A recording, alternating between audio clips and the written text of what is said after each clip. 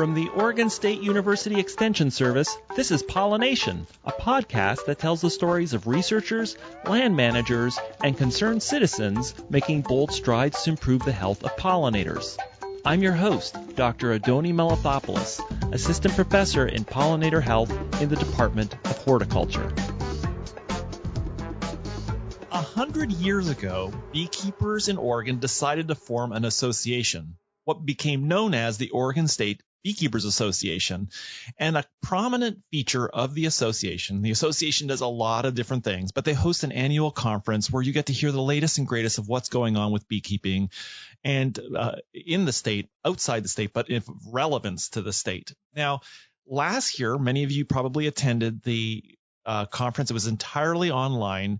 And it was a great conference, but it lacked that kind of like getting together and talking with different beekeepers, sharing experiences, learning about what people are experimenting with. This year, from October 22nd to the 24th, just a couple weeks away, the OSBA is going to run its 100th anniversary conference, both online, but there's going to be an in-person component in Florence, Oregon. I am going down, as well as many of the beekeepers in the state. To learn more about the conference, I talked to the mastermind of the program, Joe Maresh. Now, Joe, many of you know, is a beekeeper. He's prominent in the Portland Metro Beekeepers Club, but also he's the vice president of OSBA. He's been managing the program for the last couple of years. He's done a terrific job, and this year is no exception. I love this episode because we kind of go through each of the elements of the conference, and we just kind of like talk about its relevance to Oregon. It's a great conversation. I hope you enjoy it. And I'll check I just want to point out that the early registration ends October 8th, shortly after the show drops. So make sure to register. And without further ado, here's Joe Maresh talking about this year's 100th Oregon State Beekeeper Association conference.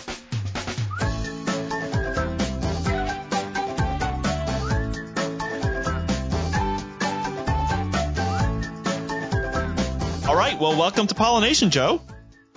Thank you for having me, Andoni. I'm glad to be here, and I'm flattered that you have invited me. Well, I'm so excited because it's been a long COVID pandemic, and the OSBA conference is coming up. You're organizing it again. You organized it through the pandemic, and now we are headed to a hybrid conference. And it's not only a hybrid conference, but it's the 100th anniversary of the Oregon State Beekeepers Association. So to start with, tell us the details. When is the OSBA conference? How can people participate? And then we'll get into what's happening. Okay. Well, our conference will start on October 22nd and run through the 24th. And it's in Florence, Oregon. And to register, you can go online to our website, and you can look over everything about the conference is on the website. You can look things over. You'll be able to see who the speakers are. There's pictures of them. There's what they're going to be speaking on and all that. And this has been difficult this year because this is our 100th anniversary. And as you know, COVID has been raging. It's kind of dropping off now, and we're kind of hoping that it will really rapidly decline.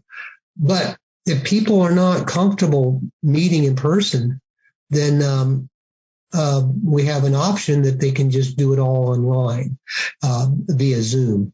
And, it's really important for the health of the organization that we have a conference. And we don't want to have a conference where people are worried about their health. I do not blame people if they do not want to attend in person. I understand that. Many of my friends will be online, but there are a lot of people that really want us to have it in person. And I think we can do it in person. It's important that we do take precautions We're going to abide by the state mandates. In other words, you have to have a mask indoors. And we will also be, the facility has the ability to take your temperature as you enter. Mm-hmm. And so we'll be doing that also. But this conference will, basically what's going on Friday is, setting up, but there will be George Hansen has a workshop of encaustic painting. Oh, wow. Yeah. And if you've ever seen his artwork, it's amazing. And there is plenty of opportunity for people still at this point. Even though registration has been open for a while, there are still a few slots left. I would encourage you, though, to register very soon for that. There is a fee, extra fee, and it's $20. And it's just $20. That's it? Yeah, that's it. It's just covering nuts. The cost of the materials. If any of you have followed George on Instagram or know George, I mean, he's like a prolific. Everybody knows him nationally. He's been on, every committee, but he does this. It's kind of like painting with beeswax, and he has gotten really. And I've seen him. There was a short video last year showing. And it's a technique that anybody can pick up. Like encaustic is something that you could do at home with some beeswax, a small studio. I'm excited about that. I'm signing up. I'm going to go do some. I need a hobby. I'm struggling on whether or not to sign up for that or not, because I'll be really busy. Oh yeah. But you can't, you're the only person who can't sign up because you're going to be organizing everything. Yeah. And when you see this painting, and how he does it, he makes it look easy, but it's very interesting. And I really encourage people to take advantage of this. And I think you can actually view the video somewhere on on the OSBA website. So okay, anyway. So this is Friday, and I remember there's typically kind of like a commercial beekeeper session as well. What's going on? Is that what? Tell us about Friday a little bit more. Okay, and then Friday also there will be a bee school in the afternoon starting at 1:00. There will not be a commercial beekeeping program or a master beekeeping program this year. It will be done online. Gotcha. And so I don't have control over those things. And it's the pandemic. And, I think that some folks felt uncomfortable, and I don't blame them for having more of a program. So, and then in the evening, there is a meet and greet. In other words, we all get together and we have like a cheese and wine social, it's beer and wine.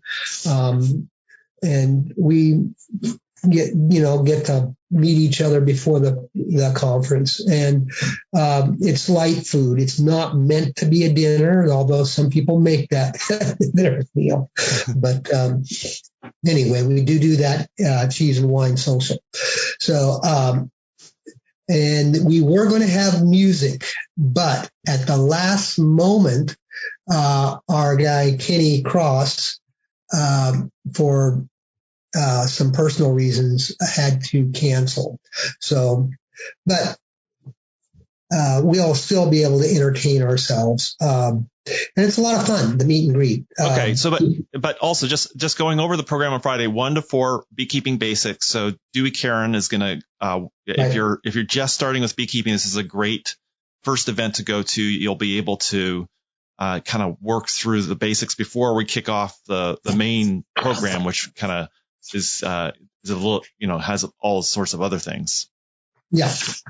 And also there's no fee for this, but it is limited to, I think we said 40, but, there's still room. It is filling up, and, but there's definitely, and if we go over 40. I don't think Dewey's going to have a problem with it, but we would like you to pre-register for that. Okay. Okay. So that takes us. We've got a nice wine and cheese social. I'm going to be there. I'm going to be hanging out. Looking forward to seeing everybody in person after a long time away. And then we start right away. Saturday, we've got some great speakers. Tell us a little bit about some of the. Man, I'm looking at the program right now. This is so amazing. You've got everybody. Well, we don't have everybody, but we do have a good line of speakers. We're going to have, and this is a fellow that I've heard a lot about, and I know that you've probably been to his presentations, but he does some really interesting research. And his name is Samuel Ramsey, and he's going to be talking about varroa mites and in current research, and that'll be a very interesting talk. I kind of when I designed the program, I tried to have like one speaker complement the next speaker, and then after Samuel Ramsey, we'll have Jennifer Berry, and she's going to be talking about something that's controversial. Go ahead. Oh, well, I'm glad. I remember Jennifer Berry coming to one of our previous conferences, and she is great. She's a great communicator, and okay, great. So I'm glad she's coming back. I'm excited to see Jennifer Berry on the program, but keep going. Yeah. So Jennifer Berry she's a real go-getter. She's really involved.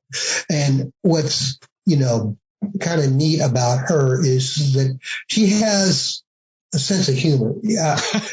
I was told, and I won't mention who told me, but that she used to do stand-up comedy. No, it's true. She used to be, before she got into bees or before she took the position at University of Georgia, she was a stand-up comedian. She can hold a room. Yeah, and she does, and she's very good. But she's going to be talking about their research on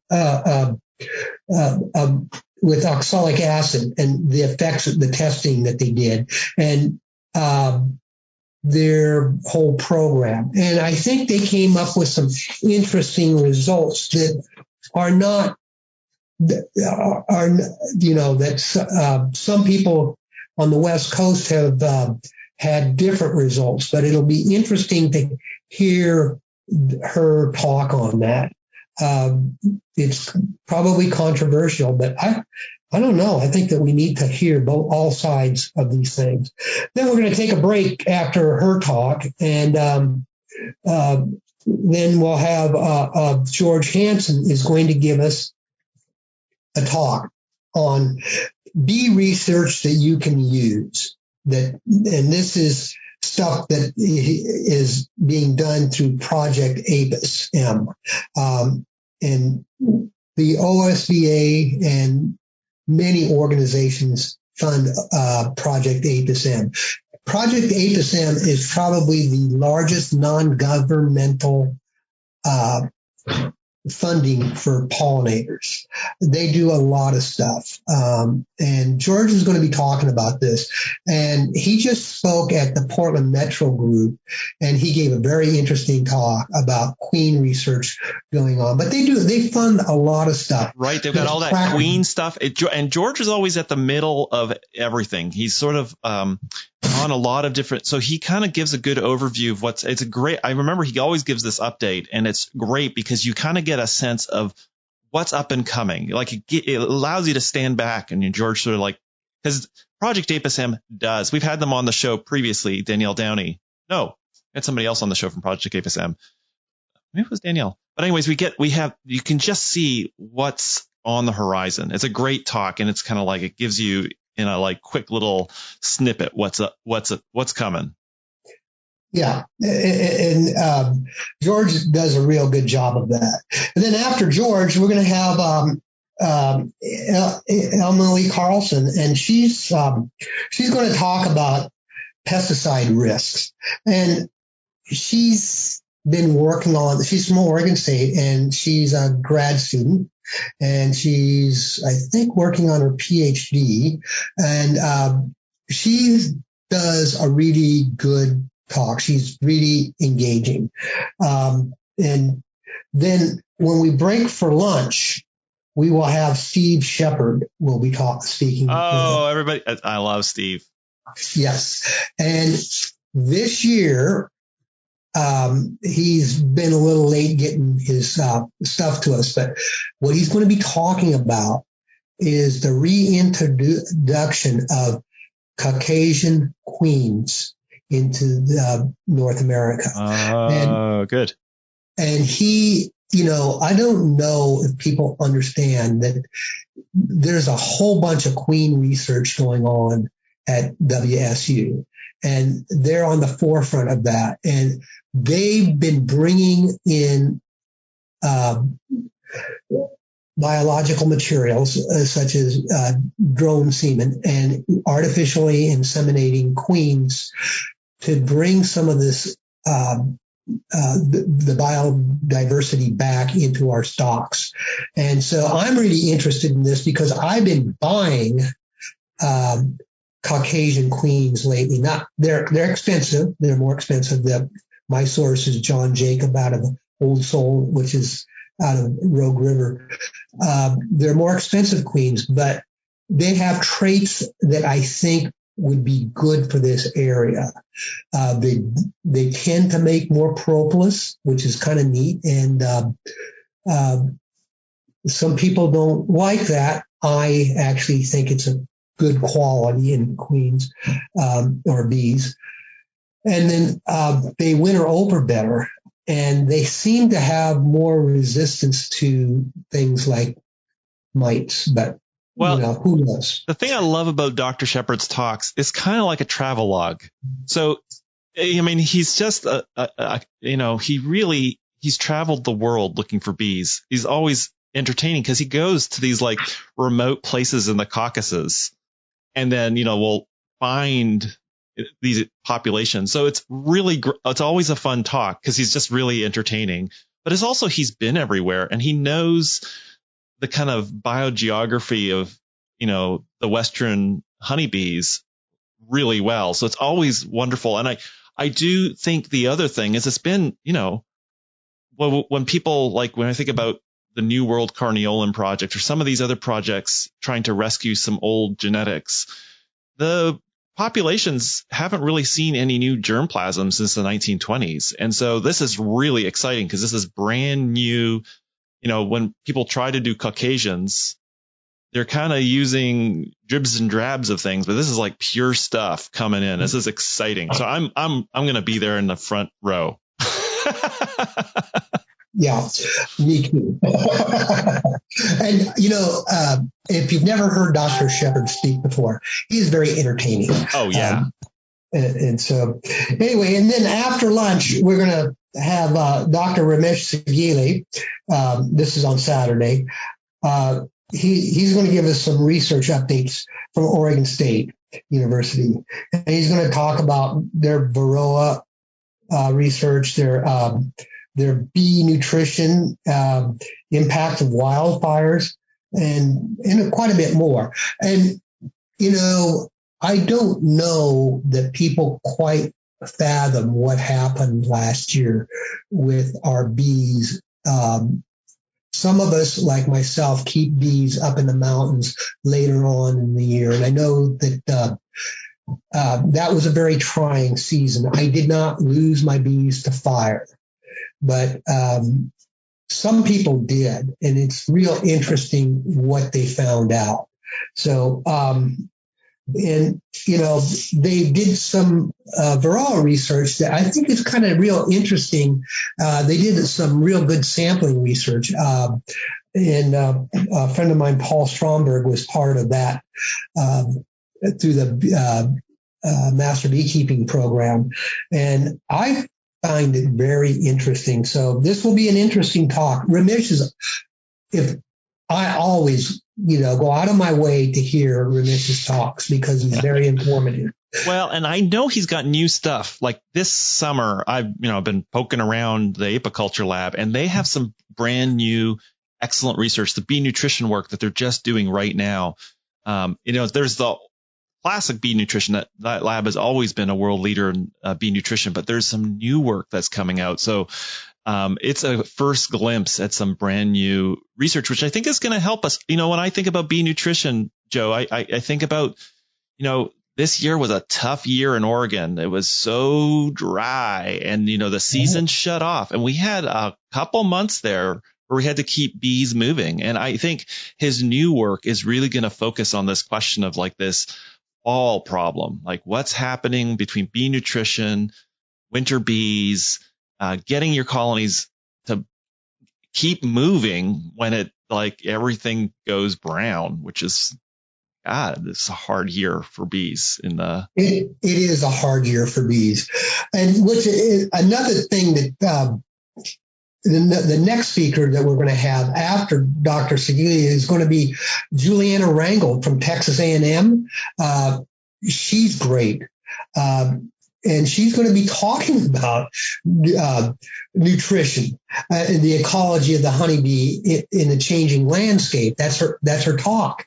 And so that'll be a real interesting talk that she gives. And, the landscape, that's important that people understand that things are changing. The fires, drought, and just, the climate is what it is. You can't change it. So we have to react to it. And this will be very interesting. And then, we'll have, Marjorie Erie is going to, give us a talk about, honey judging and marketing your honey. And, then we'll have our general membership. Oh, not so fast. Judging honey. I mean, I think it's a kind of lost art, especially, we had the fair this year finally with the fair. Oregon State Fair came back, and judging honey is a big thing. But I do think that people, don't know about the wonderful honey we have in Oregon, like meadow foam. And I was talking to you. I actually bought from you. Don't forget, I'm buying some fireweed honey from you. We have some honey in Oregon that's really unique to this area. It's some great honey that we have in the state. Oh, yeah. And which really is interesting because it's all over the state. If you're really trying to get a big variety of honey, we have, it's not just, I love fireweed honey. Me too. Meadow foam is, it's a different type of honey. And, but for me, I'm not real fond of it. But, and some people will say, how can you eat this stuff? But I love buckwheat honey. It is Joe. I do. I like the buckwheat honey. I like blackberry honey. We have honeys, there's snowberry, there's fireweed, there's rabbit brush honey. There's all kinds of honey. We've got a great state for diversity. I have to say buckwheat is kind of like the Guinness beer of honeys. It's kind of, It is. Yeah. Okay. But it's not for everybody. Fireweed is I love a water white fireweed. I remember someone saying you can really tell if it's real fireweed if you can read the newspaper through a 2-pound jar. Then it's fireweed. Yeah. And it is really interesting because fireweed honey is, it's like the first year I took bees up in the mountains for fireweed, I was just amazed at how light it is. And it never granulates. It'll never granulate. It just sits in the jar. I have kept some fireweed honey, and this is its third season, and it's in a jug, and it's still, it darkened slightly, but it is still very, very light. And it did not granulate. It's amazing stuff. Okay, yeah. 4 p.m. I'm going to be there. I want to learn about these wonderful honeys. Then we've got the banquet. Oh, yes, general member meeting. You are the banquet speaker. So I'll let you talk about the banquet. Well, here's what I'm going to talk about. So thank you. I was so excited and honored to be the banquet speaker. But what I was going to talk about is I am a honeybee person. I come from an apiculture background, and I've had to make the transition to learning melittology and native bees. So this is going to be a talk.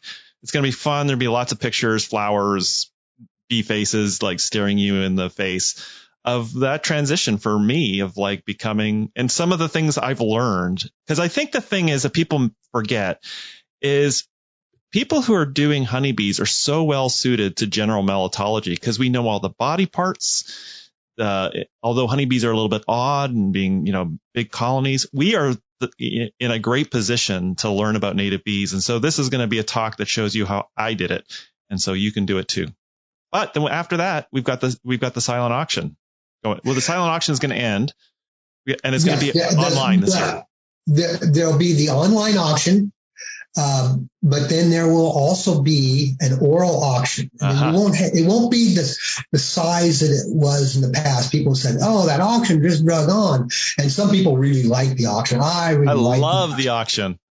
Yes, but and you are going to be one of our auctioneers. I'm watching YouTube videos on how to sell auction cattle, so I'm working on it. Well, what we're going to try to do is we're going to try to wrestle Steve Shepard into helping. Oh, Steve is the best. Okay, great, awesome. Yeah. So anyway, but we will have the auction, and there'll be some really neat stuff that'll be in the auction, and I don't know all of what there will be at the oral auction, but there's the silent auction and the oral auction. And it's really important that people participate in the auction because just remember this, all the money that we raise in our auction goes for research. Okay. It goes for honeybee research. It might go for, it doesn't all go to Oregon State. So we give some to Apis M, Project Apis M. We give it, sometimes we give it to other, universities. Especially when they're doing things that we want to see funded. And so this is really important. This is how beekeepers can be invested in research and the auction is fun. We need to raise money for research. Absolutely. The honeybee lab at OSU does a lot for Oregon beekeepers, and everybody knows this because you'll see Carolyn Brees show up at your beekeeping club, but then you'll see this research that comes out and these recommendations. I remember a couple years ago, every year there's sort of like a Varroa warning Ramesh will put out, and he's sort of like it's kind of like this is a great service back to the industry. And it's always great to see the generosity of, large commercial beekeepers who see the value of this and, the bidding war over, some California queen from Pat Highcomb. It's just like driven up through the wall. It's always exciting. It's a chance it's fun. We're all there together and, bidding things up. And, I always love the auction. I just love watching everybody support the bee program at OSU. It's wonderful. And WSU and some of the other recipients of the research money. But bid up, guys. Let's go. I'm going to be there. And I always do it too. I always there's certain things that I want. Got my eyes on them. George Hansen and caustic painting. Okay. Yeah, I did last year at the auction. It was a silent auction. And, I encourage you to watch that video of George Hansen doing his encaustic painting, because that painting of the beehive in the fire, I got that at the auction. I really cherish that. So anyway, all right. So let's take a quick break now. That's going to take us. I'm now on Saturday's ended. I feel full of apiculture. I go to bed in Florence, and then I'm going to wake up the next morning, and that's where we'll start off after this quick break.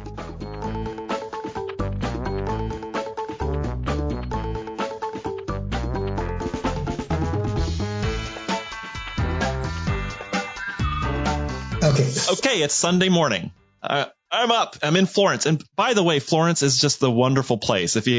Everybody in Oregon probably knows where Florence is, but it's just it's on the ocean.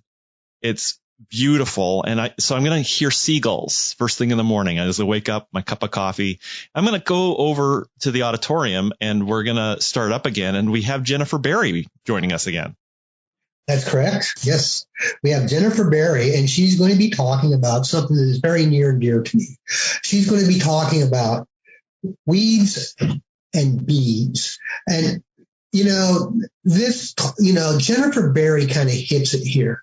It's like we look at, I look at weeds as being a source of food for pollinators, and she's going to talk about that.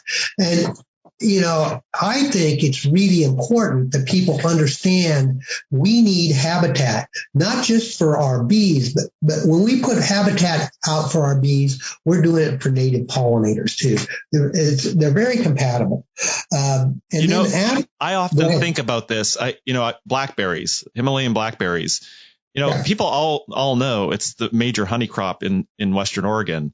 But, the diversity of bees that you will see in there. And in addition, because it's a pithy stem, you have, Serotina, the small carpenter bee, nesting in all those canes. It's like a huge, it's a weed and it's a real problem, but it also has these additional benefits that can't be overlooked.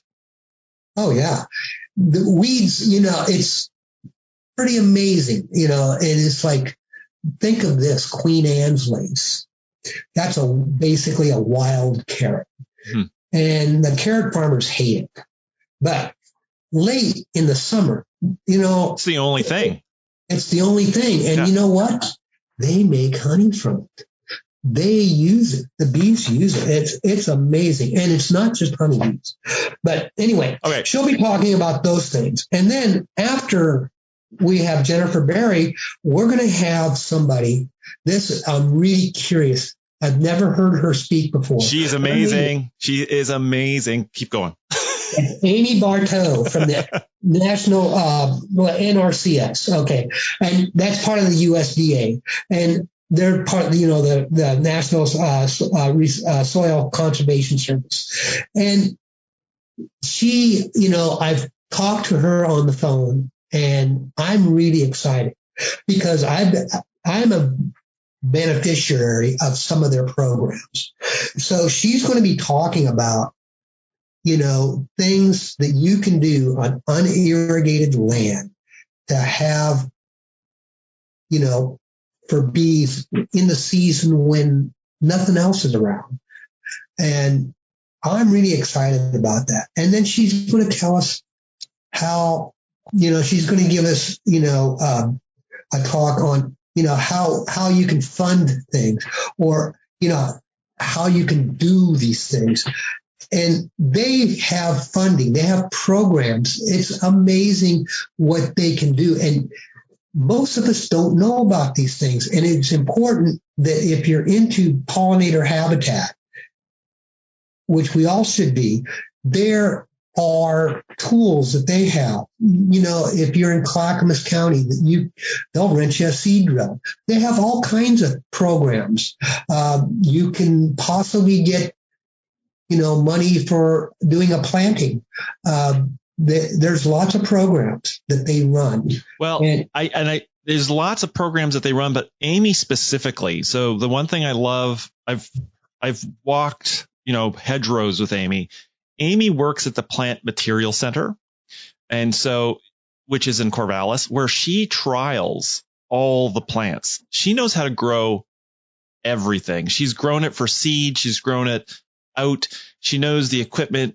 She's the kind of person an NRCS field agent will call and they say, Joe Maresh has called me up and he wants to grow this exotic, this native vetch. How do I do it? Amy's grown it. So the great thing about this talk, she's done all sorts of plots. I remember there's some plots out in Corvallis where she tried seed mixes from various companies, and she showed that they're out of balance. A lot of them have way too many California poppy or lupin, and in a couple of years, that's all you got. So she's kind of worked out the kinks of things. I'm so excited that she's coming because she really knows the nitty gritty how to do things. Don't miss it. Okay. And then after that, so we'll have Dr. Juliana Rangel again. And basically she's going to be talking about the factors that affect the reproductive qualities of queens and drones. And, that's going to be nutrition. That's going to be pesticides. That's going to be environment. And it's very interesting. This is very important for us, and it kind of leads into, other things. We'll have Priya Chakrabarty coming. Oh, look, our what do you call it? Our everybody knows Priya from being here at Oregon State University. I'm looking, and it doesn't say Oregon State University anymore. Yeah.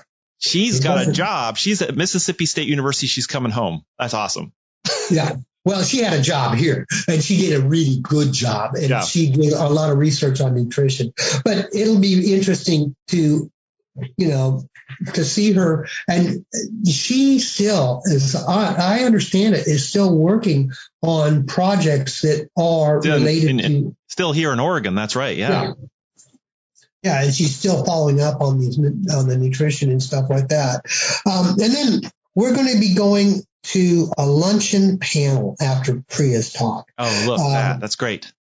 Yeah, and this panel, which you are going to moderate, is going to be, basically, it's going to be this. We are going to have 4 beekeepers that I know that raise queens. And 2 of them are commercial beekeepers, one of which I know very well, Matt Hansen. And the other one, the other commercial beekeeper, Karen Finley, she is, she's a commercial beekeeper down in Corvallis, and she's been raising queens. And then we're going to have a sideline beekeeper who's a very good friend of mine, also Todd Balsick. He's a sideline beekeeper. And then we're going to have a hobbyist beekeeper, and that's going to be Paul Stromberg. And what these guys are going to do is they're going to talk about what raising queens does for their operation, how that fits into their beekeeping style, what they gain from that.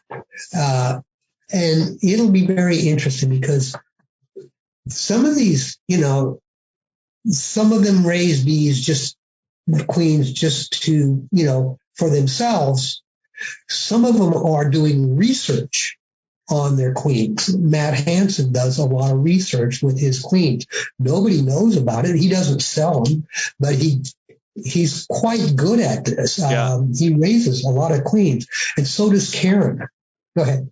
No, I think that's great because, there's clearly 2 things. I'm thinking about also your next speaker, Ellen Topenshofer, who I met. We just had a chat the other day, and the 2 things, it's like, first, there is a kind of climate change, and your Oregon is increasingly, going to be a place where people rear queens. And so, thinking about how we make that transition to making our own queens instead of relying on California. And the second thing is, the answer to that, and is sort of embodied in this panel, is it's going to depend on the operation. That people, there's not a one size fits all way, as the panel sort of suggests, that people are going to get rear queens. There's a pathway to queen rearing all the way from hobbyist to commercial producer of queens to just somebody who's a pollination person being able to fit queens in there. Yeah, and this will be, I think, a very interesting talk, or panel discussion. And then, like you say, we're moving into Ellen Topenshofer, and she, I'm kind of really interested in her. Me too. Research, because I actually this year ended up with a couple of queens that she had wintered over. And it was purely by accident.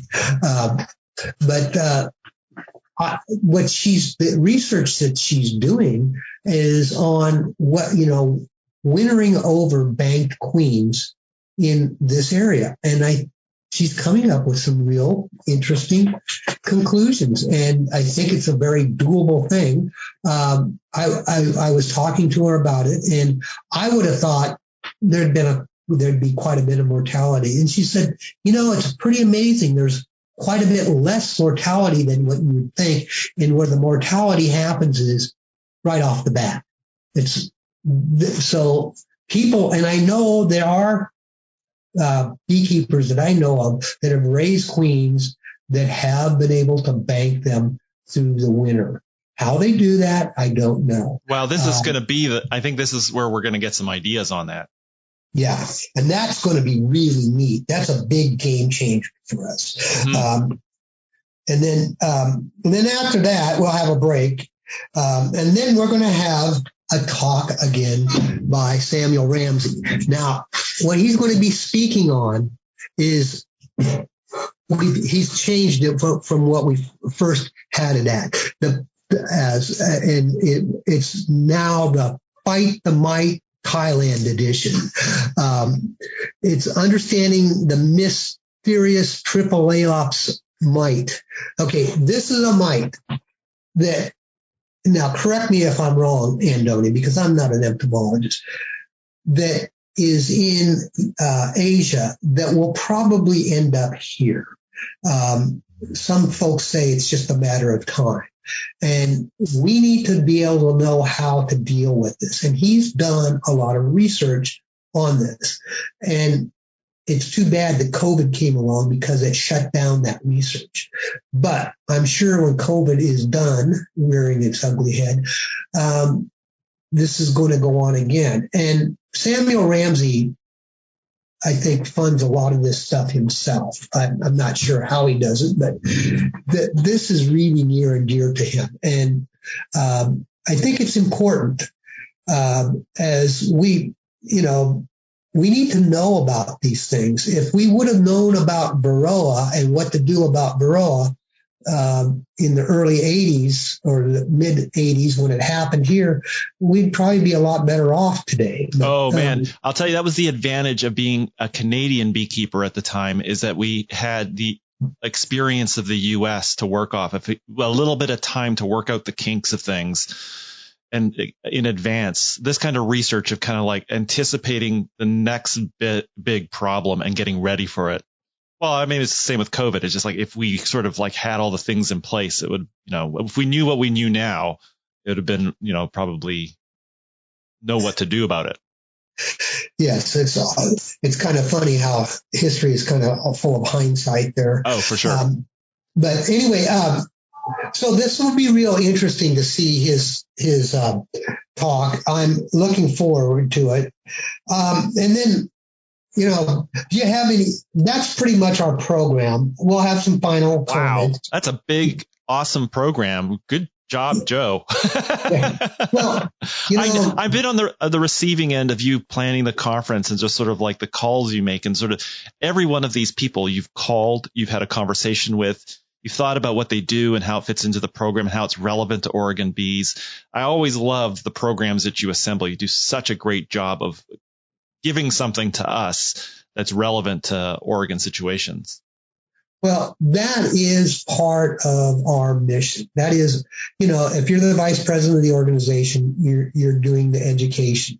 And the conference is our way of doing education. We have to charge for it, because there are a lot of costs involved in it. But it's pretty reasonable when you consider, what we're putting out. This year, if you register, even if you attend in person, you can still view these talks up to the first of the year online. That is available to you. I think it's important that people realize that without this conference, we're not able to really do a lot. This is how we do our education. I think that we will probably do more on Zoom in the future. And but the conference, there's nothing like meeting in person. And I encourage people to come. It's important for the organization to have this conference so we keep the organization together. Well, 1921 to now, 100 years, there's not a lot of states, bee associations have, not been as vibrant as OSBA. It is the place to go and meet people. I always go to the OSBA conference with a notebook of ideas, just talking to people, hearing their thoughts, hearing their experiences, having like an experienced beekeeper like Joe or, Matt Hansen or any of you get to hear from them. And I just always walk away. I get the pulse of the industry and where things are at, and I get ideas, and I meet all my friends. I mean, I just feel like for a lot of us going to OSBA, we're all bonded together by beekeeping. And this is our chance to kind of like celebrate that, especially after 100 years of it. Yes, it's like, I'm amazed that this organization has gone on through time as it has. Think about it, through the Second World War, they stopped meeting for a little bit, but they kept going afterwards. So, and we've gone through COVID when we're still going through it. And this organization it's very important, I think. Our mission is to educate the public and to educate ourselves and to, for the propagation of bees. And so, anyway. Fantastic. Well, I'm looking forward to it. I'm looking forward to seeing you all there. Register now. We'll have the link to the registration page in the show notes. I think you have to register by 10 a.m. on October 22nd online, and you're coming up to the deadline for mail-in registrations, which is October 8th. So register, and I will see you there. Joe will see you there. And I'm really looking forward to seeing all of you in person. And I'm looking forward to seeing you in person, Joe. I haven't seen you in 2 years in person. Yeah. So just remember this. The fee schedule changes on after October 8th, that it is no longer early registration. Yeah. So then the price goes up. All right. Well, people will be hearing this on October 4th. It'll drop on October 4th. So get on that registration, save some money, and help the organizers anticipate who's coming. Yes, please do. Okay. Thank you, Andoni. Thank you so much, Joe. And just one quick thing. How were the bees this year? Just give us a quick, few minutes, like how your colonies look. This year started out with a big bang for me. And I think it did for a lot of people because the weather early was dry. We had a great maple flow. The bees put on weight real quick. It seemed like the varroa mite wasn't significant at all early on. And then as the summer progressed, we seemed like we were having a pretty good summer, and then the heat hit. Yeah. And I'll tell you that heat just in a matter of 3 days really dried things up, pretty much shut the nectar flow off. And unless you had bees in the high country, in other words, above 1,300 feet, things just kind of stopped. And I heard a lot of beekeepers saying, "Oh, I've tested for mites and I don't have any mites." But now they do. And now they do, and they have them in droves. Yeah, and we do. Some of us are on our third treatment. So if you haven't check your hives and treat. It's very important because this is when you're building your winter bees, and it's a little bit late, to be honest with you. But like I say, on some of my hives, I am on a third treatment, and I treat all. If I treat one hive in an apiary, I treat everyone. I don't have all my bees in one spot. I have them in about 4 different places at this point.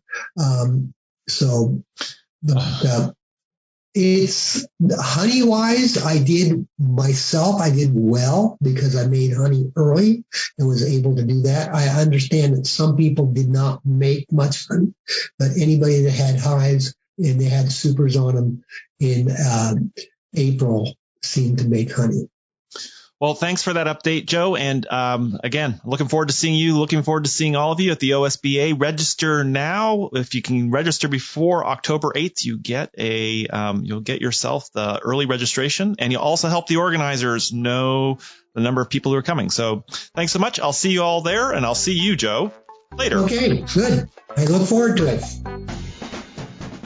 Thank you so much for listening. The show is produced by Quinn Sin and Neal, who's a student here at OSU in the New Media Communications program, and the show wouldn't even be possible without the support of the Oregon Legislature, the Foundation for Food and Agricultural Research, and Western SARE. Show notes with links mentioned on each episode are available on the website, which is at pollinationpodcast.oregonstate.edu. I also love hearing from you, and there's several ways to connect with me. The first one is you can visit the website and leave an episode-specific comment. You can suggest a future guest or topic, or ask a question that could be featured in a future episode. But you can do the same things on Twitter, Instagram, or Facebook by visiting the Oregon Bee Project. Thanks so much for listening, and see you next week.